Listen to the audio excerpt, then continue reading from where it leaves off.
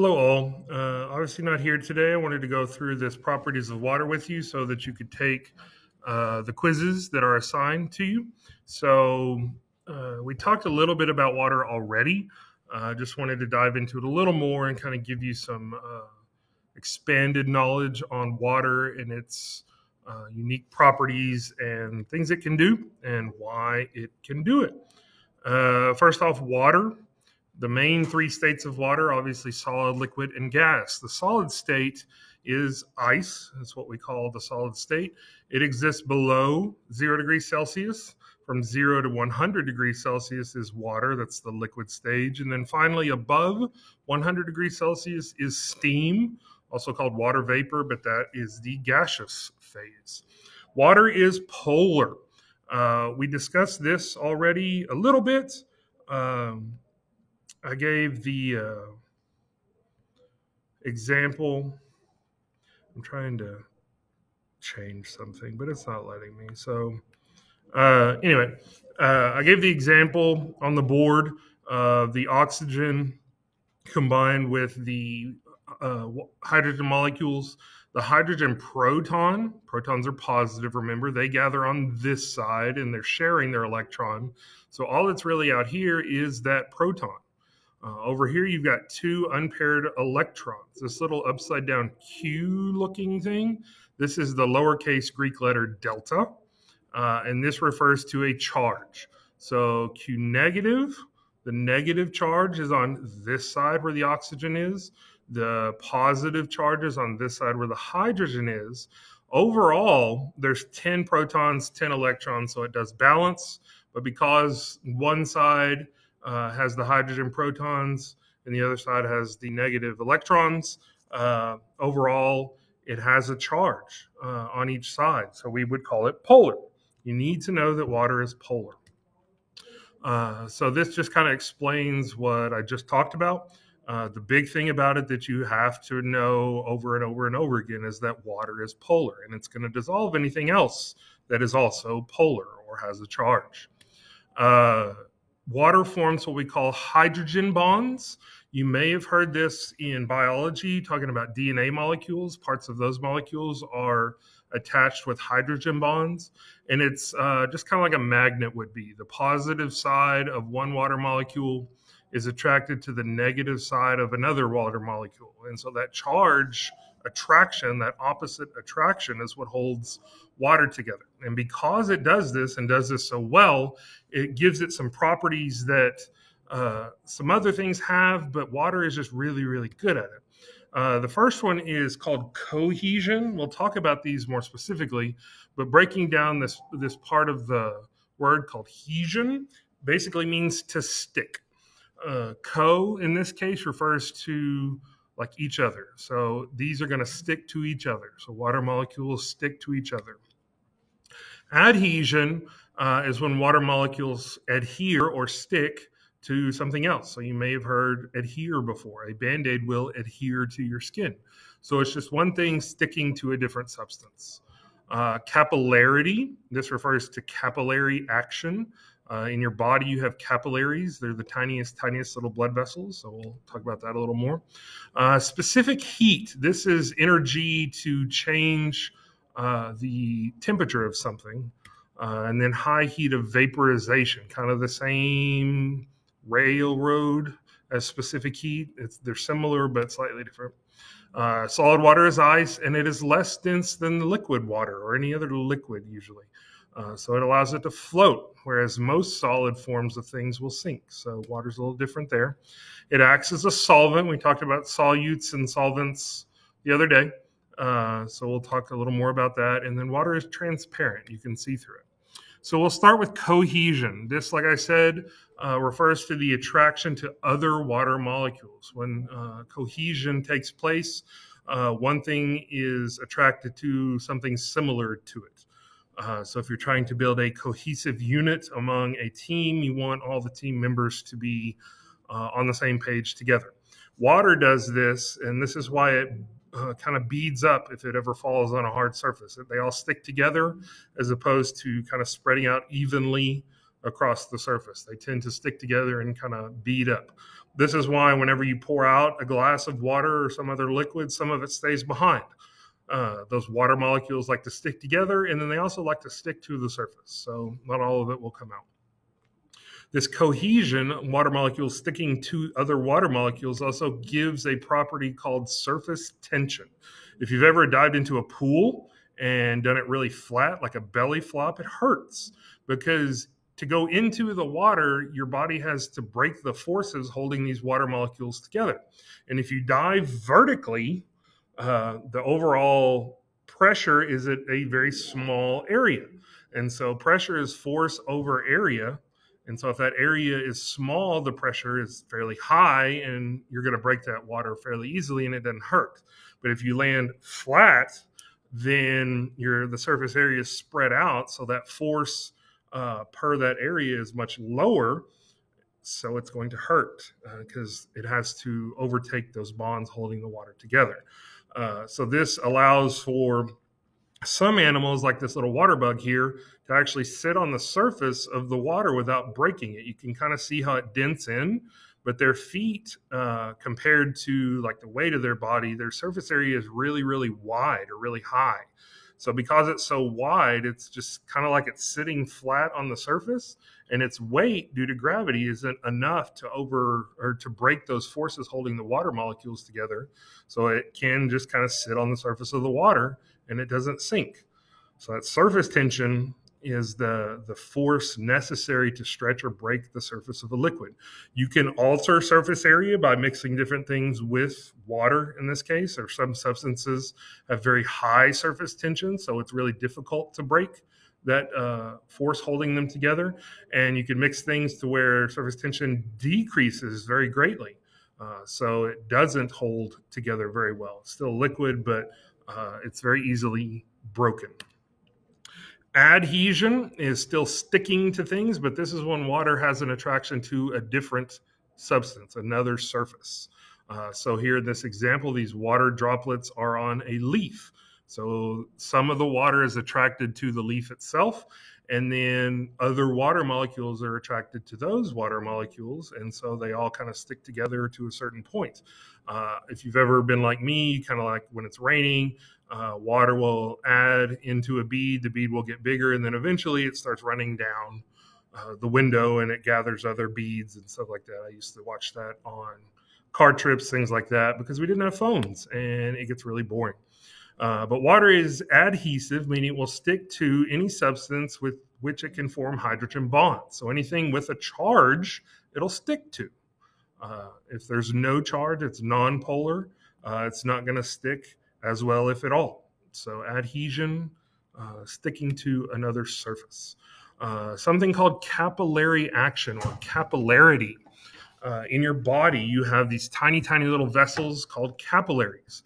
Your arteries start pretty big coming out of your heart and then get smaller and smaller and smaller the farther away from the heart they get until they break down into capillaries. And they do this in different tissues, your organ tissues, your muscles, your things like that. They will break down and get really, really tiny. The reason they're so tiny and their membranes are so thin is so that nutrient and gas exchange can take place across those membranes. So this is how, when we breathe, the oxygen gets into our bloodstream and the carbon dioxide comes out so that we can survive respiration. Nutrients do the same thing in your intestines. Nutrients come in, wastes come out, and then you poop them out. So this breakdown into capillaries is very necessary. And in a capillary tube, which your capillaries in your body are, those properties of adhesion and cohesion both are used in order to move the liquid, mostly water, through that capillary tube or your capillaries in your body. So what happens in a real actual capillary tube, they're usually little glass tubes, really, really thin, tiny. The hole inside is pretty small, but whenever you put it into a liquid, part of the water molecules will attract to the surface, and then what they're going to do is use that property of cohesion and pull other water molecules with it along as it attracts to the surface, and it just kind of cascades up the capillary tube. Some are attracting to the surface of the tube, others are attracted to water, and they're just bringing it with it. But the capillary tube ends up pulling this liquid up into the tube. If you've ever donated blood, most of you probably haven't because you're not old enough yet.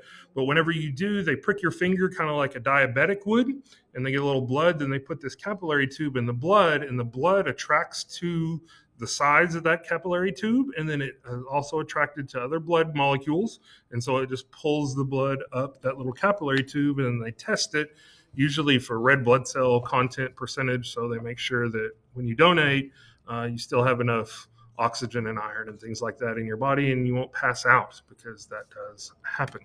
But plants use this property very, very well. Any plant that goes up, so it has a stem or a trunk, anything like that, uses these little tubules in them. You hopefully learned about these in life science and biology, but there's little tubules, just like our capillaries and vessels, going up the stem or trunk of every plant. These are called the xylem and phloem. This is essentially the plumbing of a plant. These tubes run from the roots in the ground all the way up the tree or plant, whatever it happens to be, to the leaves, the flowers, the fruits, whatever happens to be on there, and back down. And they transport stuff just like our vessels do in our body, water and nutrients, things like that, up and down, waste, things like that.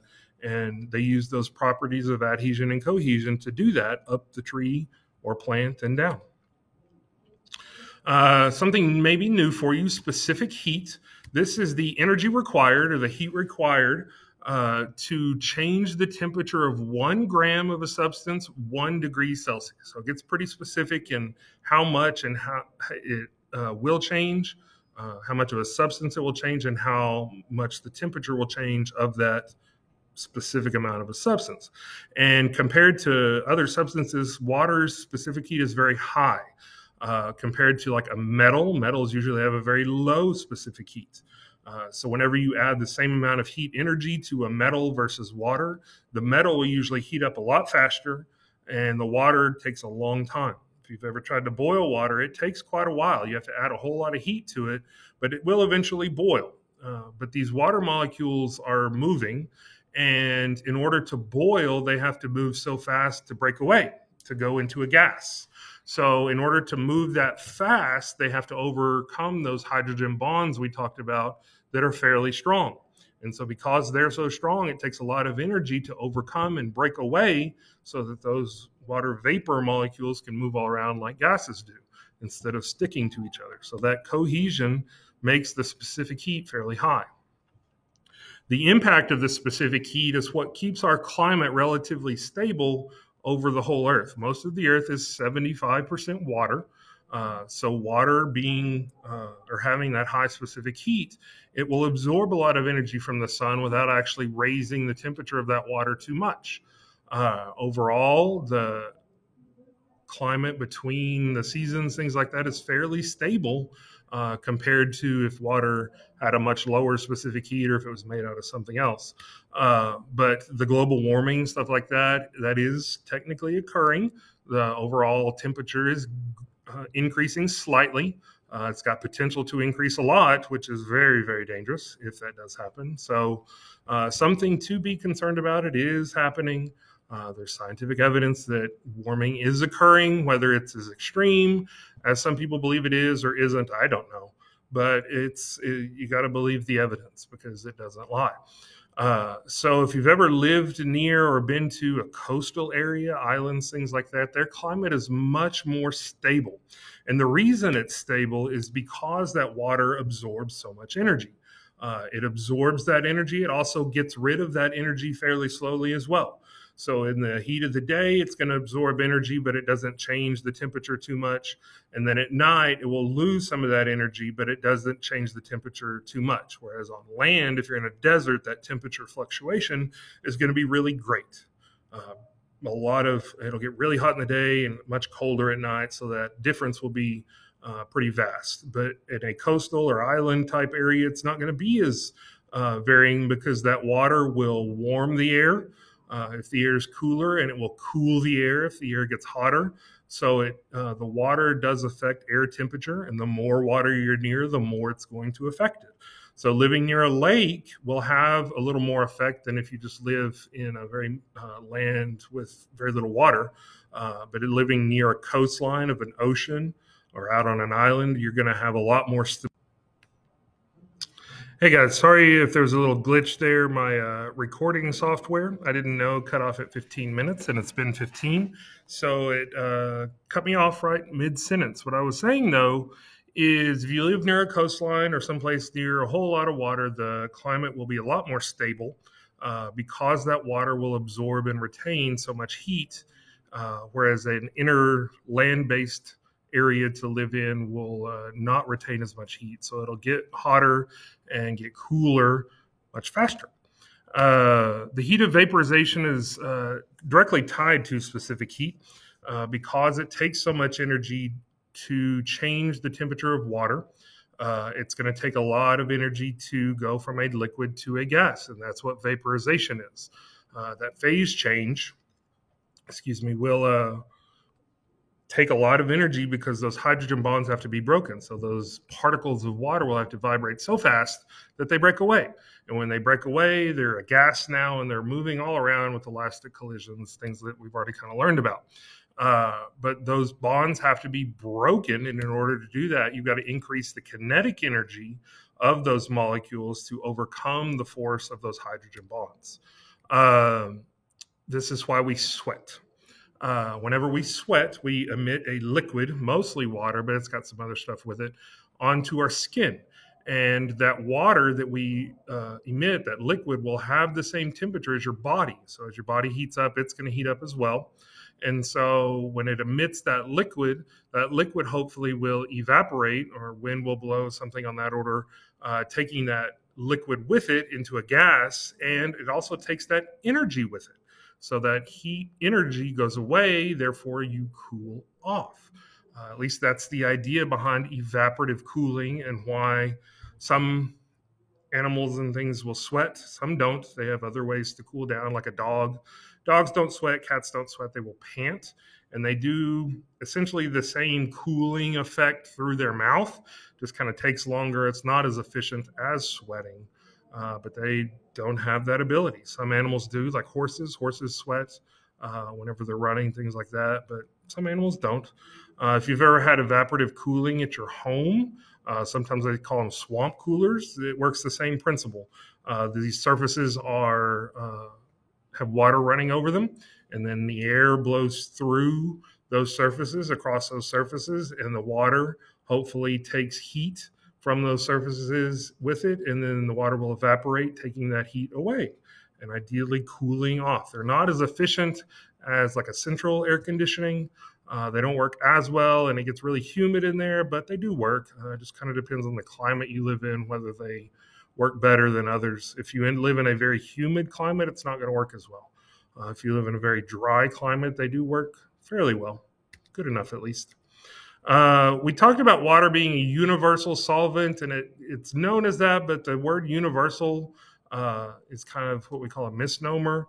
It does dissolve a lot of different things. It's very effective and very versatile, but it doesn't really dissolve everything, because we talked about polarity.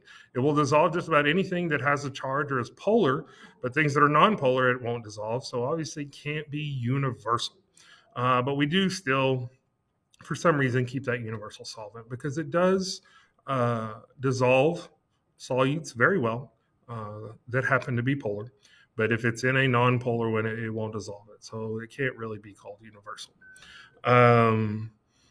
We talked about kind of what dissolving is the other day. Just a quick refresher. Water molecules like to attract to anything that's charged. So the negative side of water molecules will attract to the positive sodium in this case. This is just table salt. And then the positive side of water will attract to the negative chlorine. And so those attractions happen at the surface of this little salt crystal. And those bonds pulling away these charged ions are stronger than the bonds holding these charged ions together. So the water kind of pulls them away, and then water comes back to the surface and pulls more away and pulls more away and so on. And that's what dissolving really is. Things that are attracted to water, these are usually polar things, we say they are hydrophilic. So this philia at the end means to be attracted to like, to love. Just kind of depends on the context that's used. I believe it's Greek. The hydro part refers to water. So this is technically a water-loving thing, whatever it happens to be. Opposite that is called hydrophobic. There's lots of different phobias. Phobia just really means a fear of or a dislike for or a repulsion for. It repels things. So this one kind of breaks down to water fearing. A few Olympics ago, it wasn't this past one. I can't remember if it was the one before or the one before even that. But competitive swimming came out with a new type of suit that was extremely hydrophobic. And so how that pertains to swimming, what holds you back in swimming is obviously your strength and speed, things like that, but friction between the water and your body. So if you can reduce that friction, you can glide a lot easier in the water. So they found this material that they could make a swimsuit out of that was extremely hydrophobic. And so it reduced that friction so much, records were just being smashed all over the place. And so they didn't undo the record breaking because they were technically legal at that point, but they made them illegal just because it reduced friction so much. It was just kind of unfair, and they were crazy expensive from what I heard. So now they don't wear that same type of material. The material is still hydrophobic, just not to the extent that it was at that Olympics, that kind of round of technology. So they made it illegal, and at the next Olympics after that, some records were broken, but nothing like it was before. And some of those are probably non-attainable again. You never know. Records are meant to be broken. But that's just kind of a example. An example of hydrophilic things are just stuff that's supposed to attract to water, sponges, things like that. Certain substances you want to attract to water and absorb water, others you don't. Rain gear, for example. Ideally, you don't want the rain soaking in, so that's going to be made of a material that is hydrophobic. If you've ever heard of the material called Gore-Tex, it's designed to be hydrophobic, water repelling material. So uses for this, just kind of playing on the properties of water. Water does transport molecules that are dissolved in it. We talked about blood and nutrients going through the circulatory system or in plants up the xylem and phloem. Unicellular organisms like amoebas, this one here in the middle. Water is a main component inside the cell, so things get dissolved and attracted to water and can be transported throughout the cell itself or into or out of the cell, across the membrane sometimes, or sometimes the membrane kind of envelops in and goes through a process called phagocytosis, where it takes in things, but all of this is involved with water, and water attracts the stuff, and then it can be brought in through these various means into the cell.